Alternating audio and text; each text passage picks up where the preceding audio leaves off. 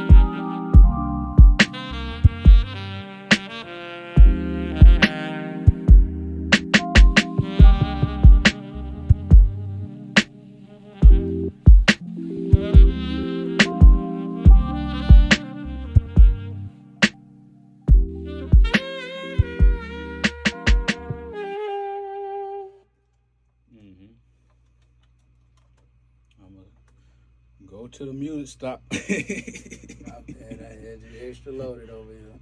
So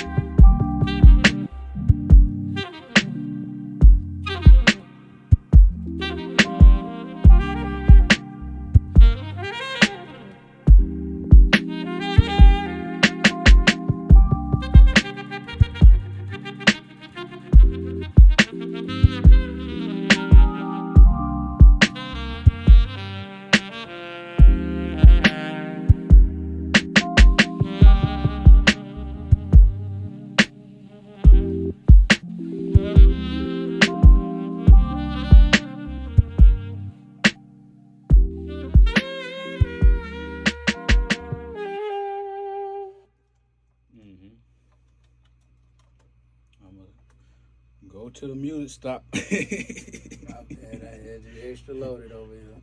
So.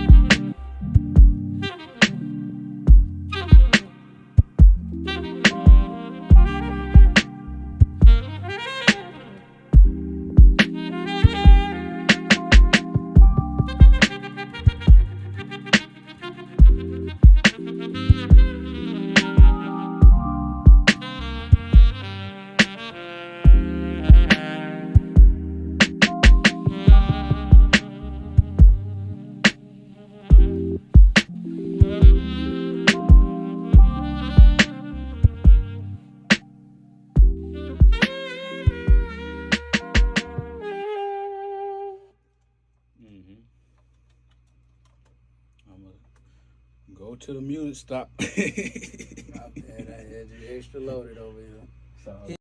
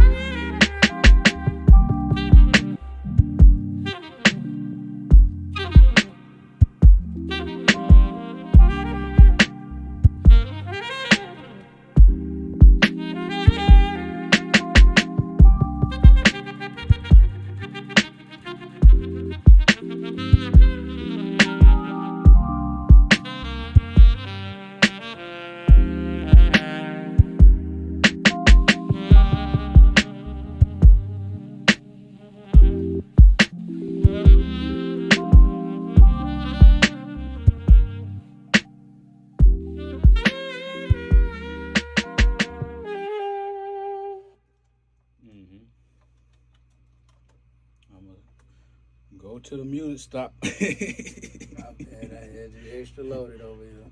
So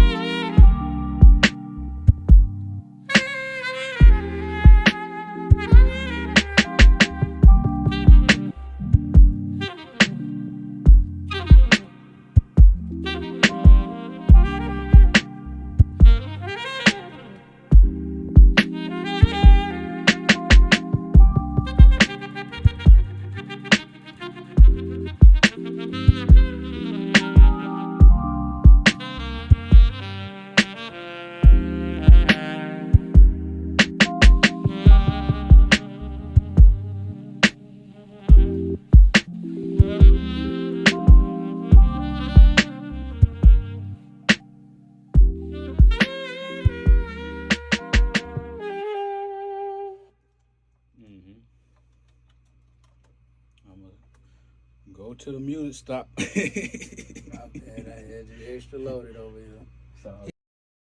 So tell me about your blog and your writing. Okay, well, It's called, what's the name of it? the name of my blog is loveliftedme.blog. And the tagline is becoming, unbecoming, and the thoughts along the way. So, Unbecoming and the thoughts along the way. becoming, unbecoming, and the thoughts along the way. And the thoughts along the way. Right. What is unbecoming? What does that mean? So I think sometimes we focus so much on becoming something when we are already who we are. Yeah. And then things in life happen sometimes and they'll take us away or like mar the vision. And sometimes you got to unbecome things that you said you were. You labeled yourself as a certain way, like I'm shy or I'm an introvert or sometimes you got to unbecome that stuff to really be exactly, who you are, who you want to create yourself to be. Oh, that's interesting because a lot of people do say, I am this and I am that way. Yeah, but we're not fixed. Why do you think that's so common then since we aren't fixed? Why is that such a big secret? I just think it is the way society is set up, what we've been taught. I think the only way that you get to a point where you realize you're not fixed is because someone presents that to you as an option. Otherwise, you just are who you are, You are born, when you come into this world, is it male or female? And then you start to grow up, and depending on how you are as a child, it's like, oh, she's shy, she's bad, he's this, he's that. And that sticks with us. And unless there's someone or something along the way that lets us know that's not fact, we believe that. And we create our life experiences around being that thing that we were labeled. So what did you unbecome? Man, I've unbecome a lot and I'm still unbecoming. Some of the things is, like I mentioned, like being an introvert and just, people drain me of my energy. And like, I love people. I really do. And it's not fixed that I'm an introvert. I can actually be around people and get energy from them too. I don't always have to give energy. So that was one thing. And then when I think about unbecoming, is what I think I have to do, especially with my life. Like I have to have a certain type of career or a certain level of success. And I'm slowly unbecoming that and just allowing myself to be. Be what? Whatever I choose. So what are you choosing? Right now I'm choosing to be free, to be a healer, to be at peace, to be love. Yeah. Why? What do you see on the other side of peace and love and free and all that? Man. What do I see you doing?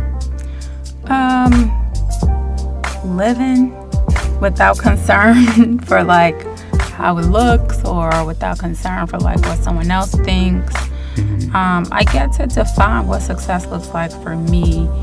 And, also I get to tap into my spiritual gifts, which for so long I didn't because it's just not something that I had permission to do, so to speak. So when I just get to be, I get to use my hands. I have, hands that want to heal and that want to contribute, So I'll be a birth doula and I'll train to be a midwife and I'll travel the world and I'll write. And I'll just write about whatever the fuck comes to mind. We're stepping over a few things. You said medulla. That's how you say it. Or was it a doula? A doula. A doula? And you have to tell to some of the people who are not familiar with training to be a doula and healing hands and things, so you don't sound like Cleo the psychic. Call me now. Yeah, I don't mind sounding like the psychic. Probably not Miss Cleo, but... Yeah. But tell them what you mean when you say you want to heal people. Yeah, so essentially in all of our own rights, we're healers. Yeah. And sometimes we give up that power to outside sources. And I'm just going through a process in my life where I'm consistently healing from things, healing from the past, healing from unbecoming is essentially healing. Right. But also, when you get in touch with your gifts, it could be your voice, it can be your hands. We have gifts, and when you tap into it, you realize how it impacts other people. So a doula is someone that assists women during birthing process. So during labor, during birth, during postpartum, it's really an advocate for the mom and for the family, a safe space, to just make sure that women are able to create pregnancy and give life in the way that they see fit. You know, a lot of times like pregnancy and birth happens to a woman, but it's something that really could be amazing and joyful and memorable. And so I find myself being a person that is there with women during that time. And when I say using my hands, you know, touch is a form of healing in a lot of ways, whether it's in the form of a massage, if you're into like spirituality or like the Christianity, you know, laying hands is a big deal. So that's what I mean by the like using your hands to actually heal and to help others. So why was that something that was important to you, that you work with these women in the birth process? It's something that came to me. It's not something that I necessarily sought out. I remember when I was younger, my grandmother used to tell me that I was going to be a nurse, and I'm like, no, I'm not. Like, I'm not being a nurse. Like, I had plans. I'm going to be like in the music industry or whatever. But maybe, what was this, a year ago, the end of 2016, a friend of mine, she was pregnant. I was around like her entire pregnancy, just like there supporting her through the process. And I was also in the birthing room when she gave labor. And I watched this woman who had a whole plan of how she wanted to have a home birth, and it's just so many things that she wanted out of the process. And when it came down to it, she was in her 42nd week, and she had to go to a hospital, which she did not want to do. And then she had to have an epidural, which she did not want. And so I'm watching slowly all of her wishes like fade away. And what was innate in me is to have her feel powerful and empowered and special in the birthing process. And I mean, just seeing new life come in, I'm like, I want to be a part of the process that welcomes, you know, the welcoming committee. You coming from like spiritual plane into the plane, like a plane, like, you know, a spiritual realm. Okay, the spiritual and then you world. Come into the physical. That could be shocking. So it's good to have warm spirits in the space. I never even thought about it like that, because we're just pieces of the universe. Yeah. We don't die. So when we come and we get new skin, you come from the spiritual plane. Yeah, into a woman. You don't come into a man. That's so good. I'm so glad we don't come into men. Yeah, me too. We fly it right into some pussy. Yeah, the womb, the mother womb. Yeah, you know, Shia is somebody I met in a program.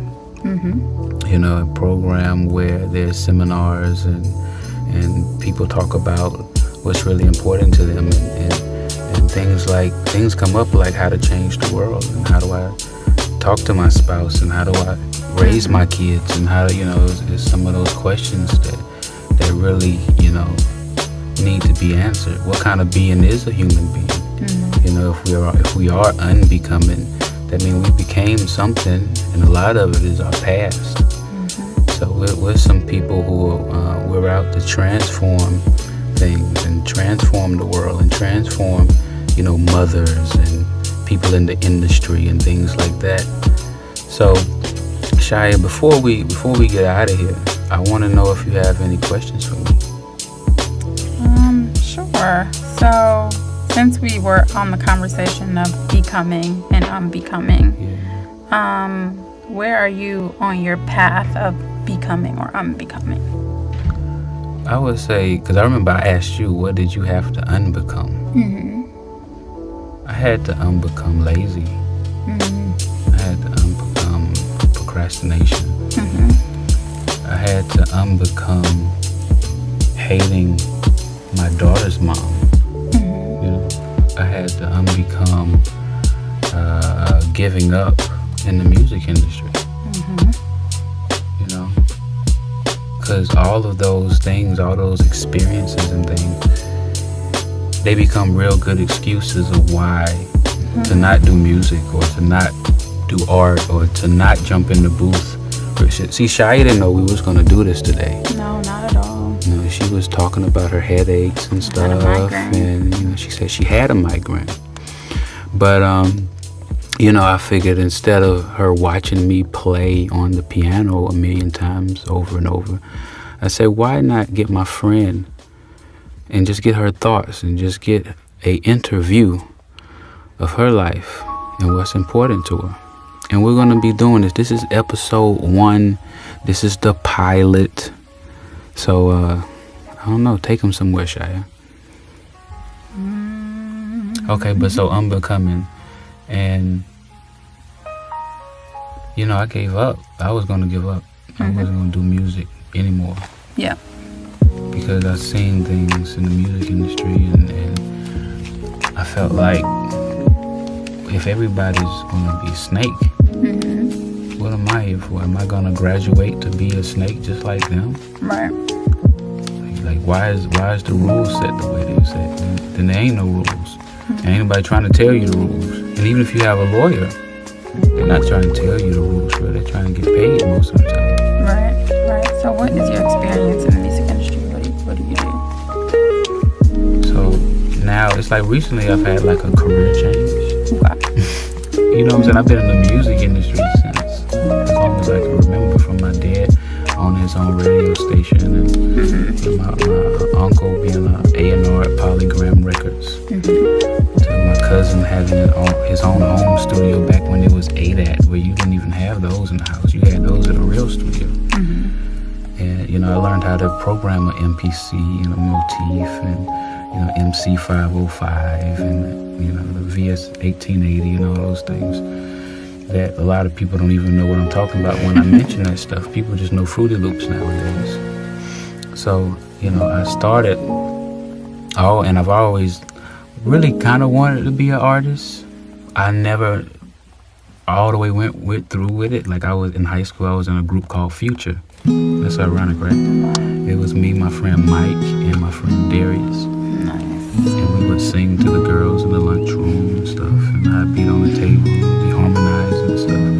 It was also in chorus, and we made a CD called Back Up. Like Back Up, like Get Away. And it was 22 songs on it.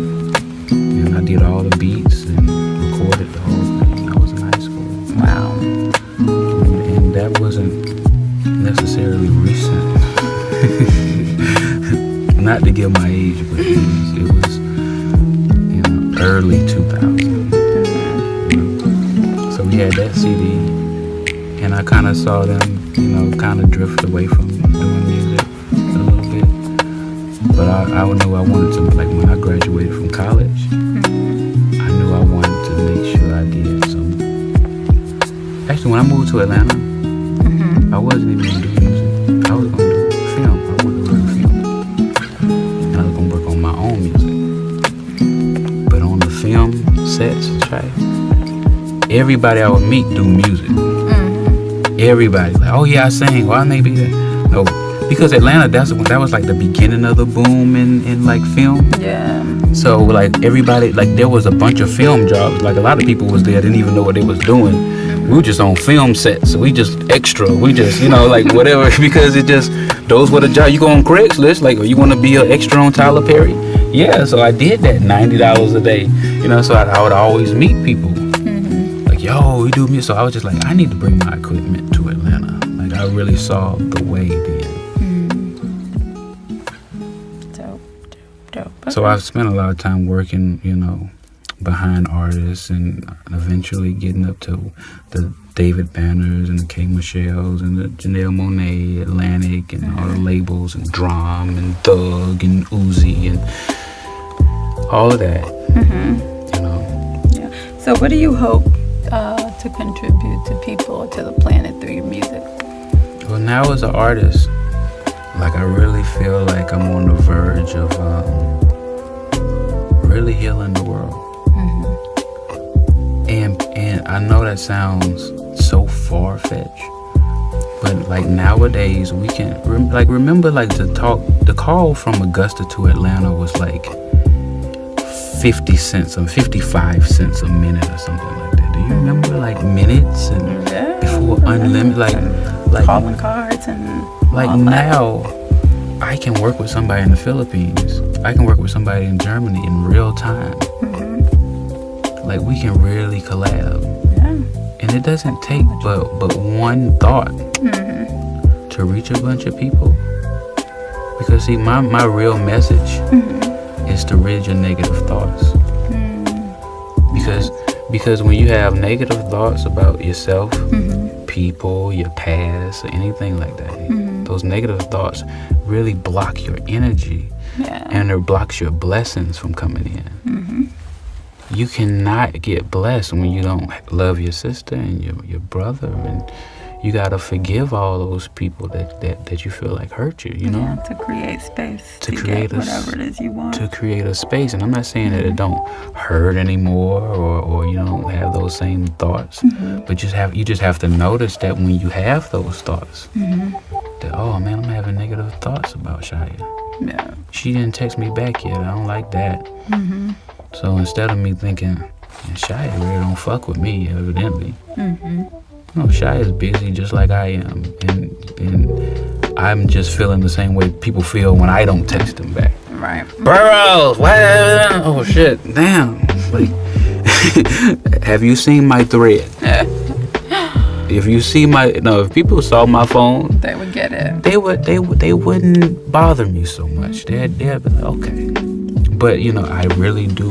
I'm not somebody with a bunch of missed calls that aren't returned. I'm not somebody with a bunch of voicemails that aren't returned. Right. You know what I'm saying? Like I really get back to people, even on like Facebook and Instagram, and I accept those messages. You know what I'm saying? Just because you never know. Yeah, you gotta stay connected with people. You gotta stay connected with people. Yeah. So that's where I've been at. That's really what I want to give the world, to rid your negative thoughts and love people. Awesome. Yeah, that's what my song Free is about. Okay, tell the people where they could hear that song. Look, go to thomasburrows.com. ThomasBurroughs.com. That's where you can find most of my music. I got some music on Apple Music, Spotify, and shout out to all those guys. But big shout out to Tidal, because they pay the most. Word up. Shout out to Tidal. Tidal pays a lot. They charge the most too. So, maybe one day I'll get a subscription and maybe they come down on the price. I got a Tidal subscription. So I'm going to be borrowing Shia's password. I got you. But I have heard Tidal. They actually sound the best too. Yeah. It sounds the way I created Tidal's it. Good. Yeah, it's just, just a lot of money, Jay-Z. Come on, man. I know. You're rich. When I decided to stick with Tidal is when I listened to 444 and Jay said, what I look like drinking Belvedere and Puff got Ciroc. And I was like, you know what I look like with Apple Music. And Jay got Tidal. So I switched over to Tidal. You successfully brainwashed us. Good Jay-Z. job, Thanks, Hov. B12, C12. C12. Thank you guys for listening. This is Thomas Burrows. Yep, and this is Shia. And this is our show. Thank you so much for listening, and we'll see you next time. Peace. LoveLiftedMe.blog. Check me out. LoveLiftedMe.blog. Check Shia out. Stay lifted. Stay lifted. We're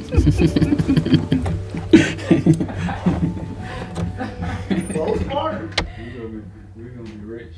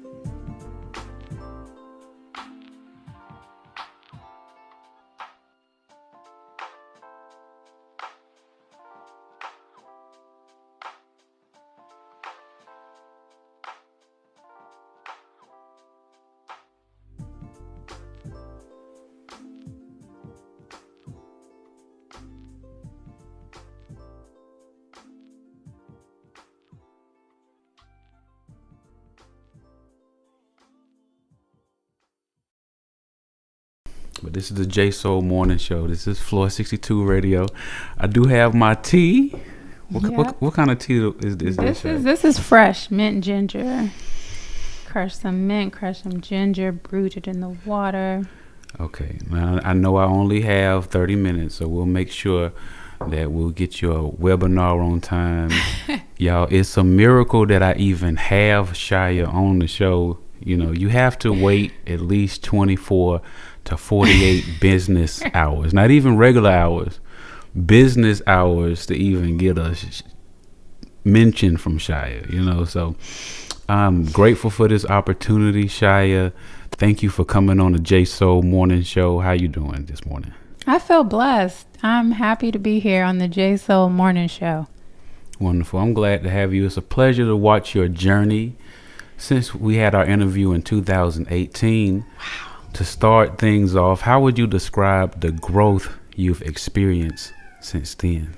Since 2018, the growth has been magnificent. Yeah. Transformational. And there's cats in the back, you know, so what?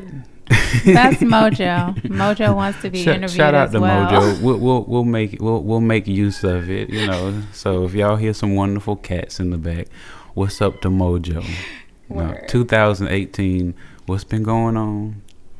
Yeah, so 2018 is funny because we're in my house right now doing this interview. Right, this is a beautiful home. And I got this house in 2018. Yeah. 5 years ago. Like 5 years ago. And so this was the beginning, I feel like, of building a stable foundation. Okay. So it's really been a place of growth and evolution for me, but so much has happened. I mean, spiritually, I've grown so much. Yeah. Travel back and forth to Nigeria, got on a path of Ifa. And you don't even know where to start. I don't know where to start. Okay. I'm like, work has shifted so much. Like, so much has changed. I feel like I'm a completely different person. And yet, like, that girl she's still here, but she's just evolved so much. I'm like, where do I begin? Okay. That girl still traveling Nigeria. You just got back from Egypt when we set up this interview. Yep. I was looking to do an interview with you last month, you know, but I put it on the calendar what days I was available, and Shia picked October. I picked October 12th. October 12th. And I said, okay. Yeah, I remember it came through and I was hyped for it, but I'm like, August you sent it. So September I was in Egypt for most of the month. The beginning of September I was like purging. I wasn't feeling well. And then I was in Egypt for 14 days. Okay. Well, it look like you're feeling well and doing well right now. So great now. I want to say congratulations on the publication of Lineage of Love. Can you please tell the listeners what inspired you to write it? My book kind of wrote itself because I'm an avid journaler. So I had like pages and pages of my journals. So it ended up being me going through those journals. And before I knew it, I was writing a book.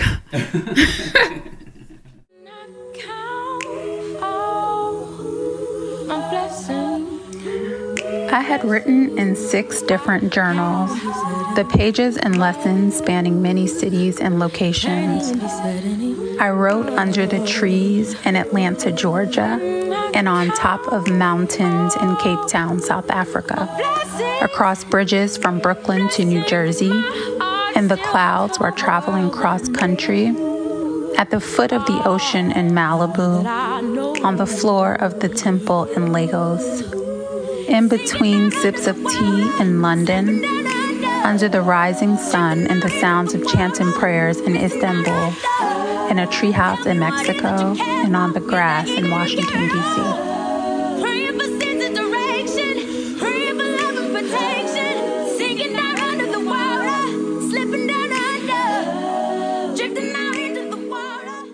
How long did it take you to write the book? All in all, 4 years, but 2 intentional years of working at it and 2 years unknowingly working on it. Wonderful. So what has been the response to it, and what message do you hope readers take away from it? Yeah, the response has been amazing. I had 2 book signings. I had one in Brooklyn, where I'm from, and then I had one in Atlanta. Both beautiful. Everyone who reads the book or comes in contact with the book kind of has the same feedback that the book was like a warm hug for them, which makes me feel so good. And I think the message that I would want people to get, I wrote the book for those of us that are taking the journey of the soul. And for me, that means it's really walking along the path and the purpose that you came on earth to fulfill. So yeah, I want people to feel empowered when they read the book. I want them to feel comforted and know that like they're not on this journey alone. And I want people, the book is called, right, The Lineage of Love. And I say it's an ode to the ancestors, to my ancestors for sure, who helped me write the book. But I want people to also tap into their lineage and to their ancestors. So yeah, I want people to be left with a lot of questions, internal questions, and then feeling supported. Looking at the book, reading the book, I do feel real personal with you. Things that you know, wisdom, you know, the way that you write, it's very inviting. Even before you had this book out, I would read the blog. Yes. Love lifted me. Mm-hmm. .blog. Yes. See, all that's from memory. That's not even in my notes right now. You're but day one supporter. Day one supporter. When you got your house, right. Now you're traveling to Egypt, going back and forth to Nigeria, writing the books. Because even in that 2018 interview, you said, "I'll write and I'll travel wherever I want to go," and like I'm seeing that happen for you right now. How did your own experiences and travels influence the narrative of the book? Yeah, so my travels and experiences is the book. That's the book. It's really, like I said, it's a lot of journal entries. And I find that for me traveling, I've always, and earlier today, I went on a rabbit hole on my own Instagram page because I was looking for something. And I'm like, man, I be traveling. It didn't really hit me till I saw like how many places I've been. Right. But for me, traveling is transformation. It's evolution. It's an opportunity for me to experience myself newly, to experience people newly. And every time I travel, I never come back as the same human being. And so when I think about the lineage of love, a lot of my experiences were shaped by my travels. I talk about my first trip to Senegal and how that completely blew my mind as far as like religion and spirituality is concerned. When was the first trip to Senegal? It's 2013. Okay. I went to Senegal, which actually this is a Mojo is literally like Mojo's all in the mix right now. Yeah. Like I'm dodging the mix. cat while she's talking. Like, so anyway, so 2013, this is a common point for us. I actually went to Senegal with Estelle. So Estelle has a foundation called the All of Me Foundation. Okay. And at the time I was working in the music industry and the management company managed Estelle, and she had this brilliant idea to take these kids from Watts, California to Senegal, where she's from. Right. And so I ended up being on that project, and it was amazing from start to finish, like getting the kids their passports and all that stuff, all the way up to getting them to Dakar. But yeah, so that was 2013, and that trip opened up so much for me. And I wrote about it in the book too. But yeah. Wow, that's beautiful. So we was talking about Senegal. We were talking really about all your travels and how all that inspired the book. Now you're also a birth doula. Yes. And you were the first person to ever tell me about a birth doula. I didn't know what this was. I didn't even know how to pronounce it before. But that's very personal and it's very profound. And, just let the listeners know, the ones who haven't heard our earlier interview, what drew you to that profession. For sure. So yeah, when we talked in 2018, I had just began my training as a doula. I had a friend, actually a mutual friend of ours, who was having a baby. She was intended to have a home birth, and she asked me if I'd come to the birth and support it. And long story short, the birth ended up being a hospital birth, to which I came to. And when the baby was born, something just like came over me. Like I couldn't even sleep that night. I was like, what was that? It was such a meaningful experience for me. And as someone who I typically don't like hospitals, I don't like any of that stuff, I felt so at home in that experience. And I'm sure I shared about it with friends. And then I had a friend ask me to be her doula. Mm-hmm. She was having a baby a few months later. And then I was like, okay, let me actually look this up. What right. is a doula? Okay. What does a doula do? So you were called to it right. way before you was like, oh, it wasn't like an aspiration.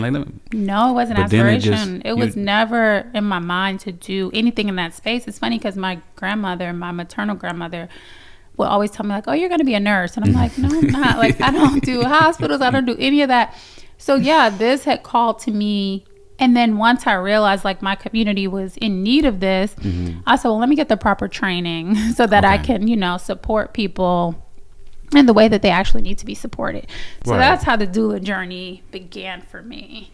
And also for those unfamiliar with the role of a doula, can you explain the significance in the birthing process? Yeah, absolutely. So your doula is your advocate. Your doula is one way that Latham Thomas, who trained me in doula work, explained it to us is your doula is an event producer in so many ways. So if you look at your birth as this event, this moment in time where life is coming from the spirit realm into the earthly realm, where moms are on the brink of life and death, mm-hmm. when the baby's on the brink of life and death, your doula is that support person. It's your emotional support person. It's the person that is making sure that everything goes as close to plan as it possibly can. Right. So you bring your doula on and they work with you with comfort measures. They work with you to create your birth preferences. What do you want your birth to look like? And doulas really hold that space for you. They hold your hand through the entire process. And so there's birth doulas, there's postpartum doulas, and a postpartum doula, which I also do. They'll come on after the baby's born and they'll come to your home and really take care of mommy, make sure that you have all that you need, that your mental, emotional health is in a good space. And then there's also death doulas, which I'm now getting my feet into. Okay. But that is the other side of birth, coming into the world, is exiting. And there are doulas that support people with their transition from this realm. So, yeah, doulas are important. Right. So thank you for clearing all that up. People have a little information about birth doulas. I know I didn't know much before, and I know a whole lot more, and I just learned even more from what you just told me. Mm-hmm. So let's go to your travels, okay? Yes. You've been to so many countries, and you just returned from Egypt. Mm-hmm. Can you share an outstanding memory or experience from your recent trip? Yeah, I'm what? So much comes to mind. Mm-hmm. Egypt was out of this world. So I'm studying A Course in Miracles. It's a book that, look it up. But the whole idea of A Course in Miracles is oneness, I would say, is really understanding the truth of why we're here. Okay. So the theme, I would say, is nothing unreal exists. Nothing real can be threatened. Herein lies the peace of God. That's the message in A Course in Miracles. So anyway, I'm studying it with the group Circles of Light Ministries. Okay. And the woman who runs, and who's initiated this amazing ministry, her name is Isis. Okay. And so she does quarterly trips to Egypt. Okay. And they're mystery school trips. Mm-hmm. And so you're really going to Egypt to learn what's on the temple walls, to be in the presence of this ancient history. Wow. And to also see what we're learning in A Course in Miracles on the temple walls. So that's the intention of the trip. Mm-hmm. And so there for 14 days. And I say that to say the most memorable part of the trip was getting it. Was the clicking of seeing images on the temple walls. Yeah. And seeing myself in those images. Okay. Right?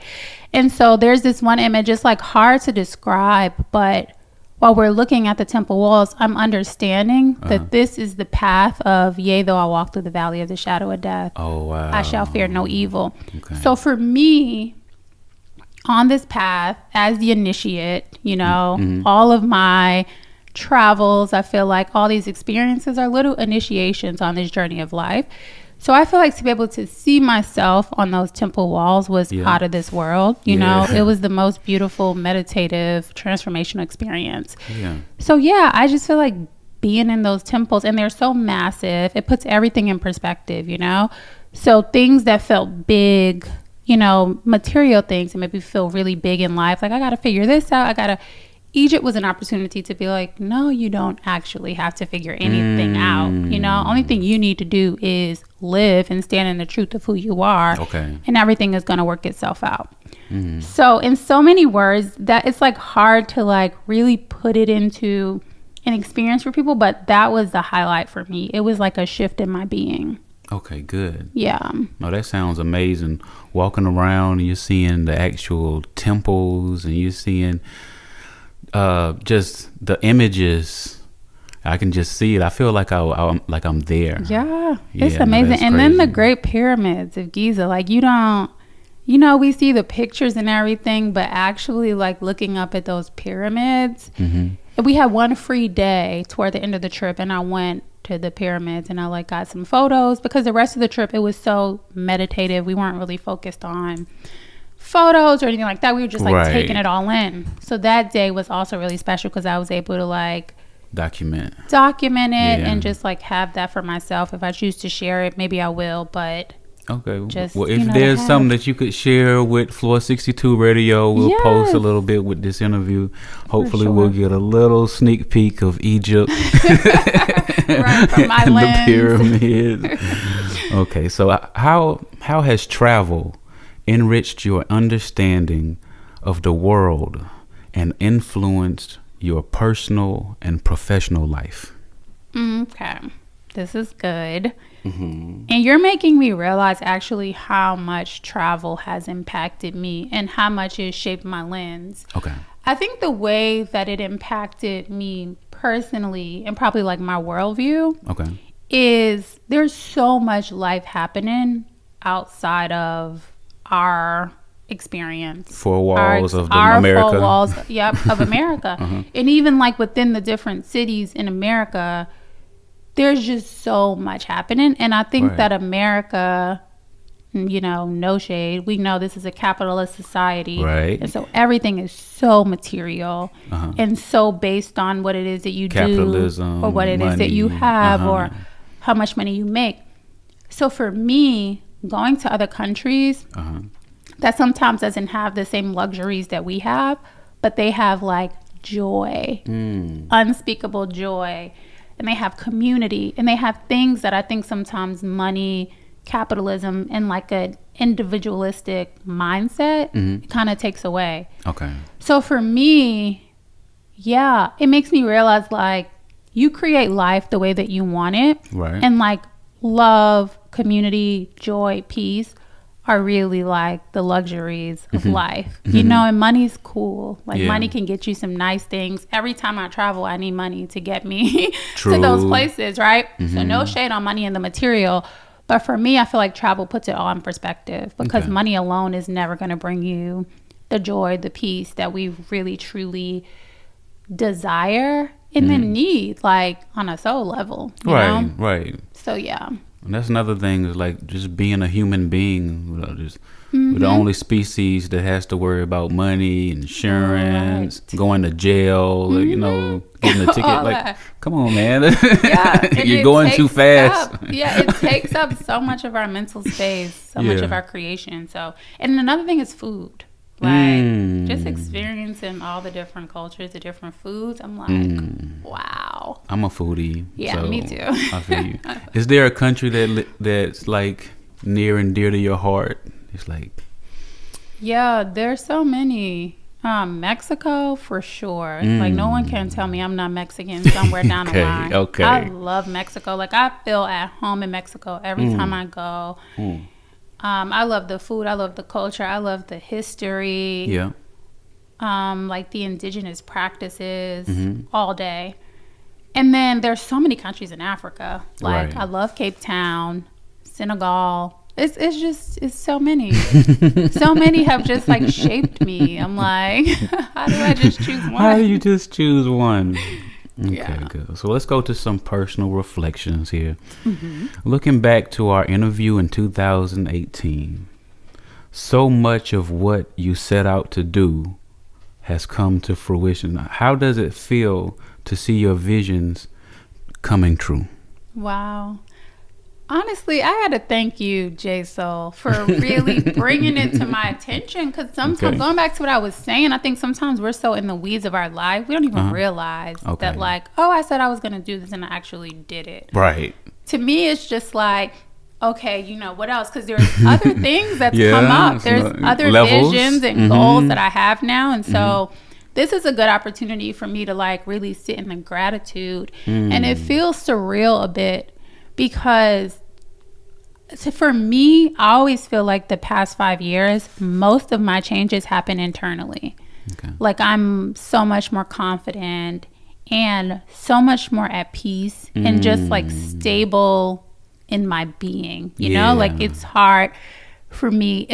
There's not much wavering anymore, I would say. I just feel really settled in who I am. And so I don't always know that like transfers externally or how that transfers externally. But anyway, you're making me realize that it does. And so I feel really proud of myself, and I feel really grateful for the things that I have been able to accomplish, from the book to continue in this doula journey to even my blog has now I'm on this journey home. I have a Substack. Because my conversation... Yeah, I think I pay $8 a month for something. Shia got me. No, I haven't turned on my paid yet. But you did pledge, which I have thank pledged. You. Yeah, I had a few close friends who I really appreciate pledged that when I turn on my subscriptions, they'd pay to read my writing. So one day I'm going to turn it on. Free, right, it's getting free. One day I'm going to turn it on, and then they're going to take the money out your account. So thank you for that reminder. Okay. Now we're almost done, but we got to talk about Atlanta because you chose to purchase. We're in your home in Atlanta. Yeah. What made you choose Atlanta, and how has that shaped your life? Yeah, shout out to Atlanta, man. ATL, shouty. I love Atlanta. So one, I did not choose Atlanta. Atlanta was not on my short list of places to live. Honestly, I was in New York. I had just recently moved to Harlem, and I was good, but I got a job opportunity here. Okay. And at the time, it really felt like a dream job. It was like really perfect. And so I was like, you know what? I'll try out a new city. I'll give it 2 years and I'll see. And so... What year was that? This was 2013. Okay. This was 10 years ago. Yeah. Okay. So the 2 years came and went, obviously. Plus 8. Plus 8, and I'm still here. Yeah. So what Atlanta has been for me, it's so funny because going back to the lineage of love and people saying like, oh, the book felt like a hug. That's what Atlanta is for me. Okay. Atlanta it feels like big grandma energy. Yeah. You know, like this place has really, really taken care of me and given me the space to grow and come into myself. And it shifted everything. I mean, the community that I've met here, the type of stability that and I keep saying stability because I don't know if anybody's into astrology. North Node, that's like your destiny. And my North Node is in Taurus. Okay. So it's so important for me to really use my 5 senses and to develop a foundation that feels stable. Right. And that's what Atlanta gave me. Nice. Nature, my love for nature, the ability to create a home that feels safe and welcoming. So I will give Atlanta its praises all day. Right. Because someone asked me like, how long do you think you'll be in Atlanta? And I'm like, forever in some capacity. Like I think no matter where I go, no matter where I travel, Atlanta's headquarters. Like I'm always going to return. ATL headquarters. To ATL. That's all I need to hear, man. I ain't going nowhere. I'm not going nowhere. I'm always have roots in Atlanta. Yeah, I mean, even when you was in Egypt, I was getting it was the blue, get the blue bubble. Yeah. she was like, I got Wi-Fi. I said, okay, cool. Right. But I didn't bother her. I just said, enjoy her trip. Thank you. Even though she could receive messages, So let's go. What's next for Shia? Any upcoming projects or goals you'd like to share with us? Yeah. So what's next for me is a mystery. Okay, good. I just wrote a post yesterday on this journey home called Follow the Green Light. Yeah. And that's really like follow your heart. And that's what I'm doing. I'm putting one foot in front of the other, following my heart. I don't have a bunch of like goals at the moment that I feel like, I need to reach. But there are still so many like creative projects within me that I really do. I look forward to bringing them into existence. Okay. And so one of them that I will share is creating a sacred space to nurture the divine feminine. Okay. And I don't know yet how that's going to play out, but I know woman's work is my work. Like I'm a girl's girl all day. Yeah. And life has put me on this path of like, whether it's volunteering with the Power of Girls, which is a youth group here in Atlanta, or doing doula work, so much surrounds, women. And I feel like when women and the feminine is in a good space, then our world, our communities are in a good space. Good. So yeah, so I'm listening on what that's going to look like. Yeah. But yeah, coming soon. Welcome home is what I'll say to that. And it'll be a space. I don't know what type. Home? Welcome home. Or home. So that's the play on words, the double entendre. Shout out to Hove. Okay. Welcome home. Okay. Welcome home. Okay, got it. I've had Shia Dickerson, my very best friend, on the J Soul Morning Show. Love you. I love you. Thank you so much for coming. I'm not ready to go. I know you got things to do. I'm so glad we was able to get here and make it in time. Hey, it's the J Soul Morning Show, and we'll be back after this. Peace. I had a book signing in Atlanta, such a joyous occasion. 44th and 3rd bookseller hosted, cutest Black-owned independent bookstore in the West End, celebrating the Black experience. They have so many classic titles, so many gems on their shelves. They have Baldwin, Zora Neale Hurston, Bell Hooks, Octavia Butler, and I'm so proud that The Lineage of Love gets to be included among some of my favorites. The owner, Miss Cheryl, introduced me. I got to share a little bit about my creative process, and then I did a Q&A. Friends from all walks of life showed up. My family flew in from New York. Childhood friends, Howard friends I've gained since being in Atlanta. My heart is so full. Also, shout out to Dr. Irwin from Morehouse School of Medicine. He bought 10 books and left me with 5 for students who may not be able to purchase. If you know me, you know I live for a good give back moment. I really just loved everything about the book signing. Thank you everyone for showing up for me, for showing up for yourselves. Oh, and I can't forget to shout out my girl Christian with the social pedigree on the aesthetics. That girl good. Beautiful bouquet, beautiful backdrop for a beautiful day. The Lineage of Love is now available at 44th and 3rd Bookseller and wherever books are sold. So if you haven't already, I hope you grab your copy.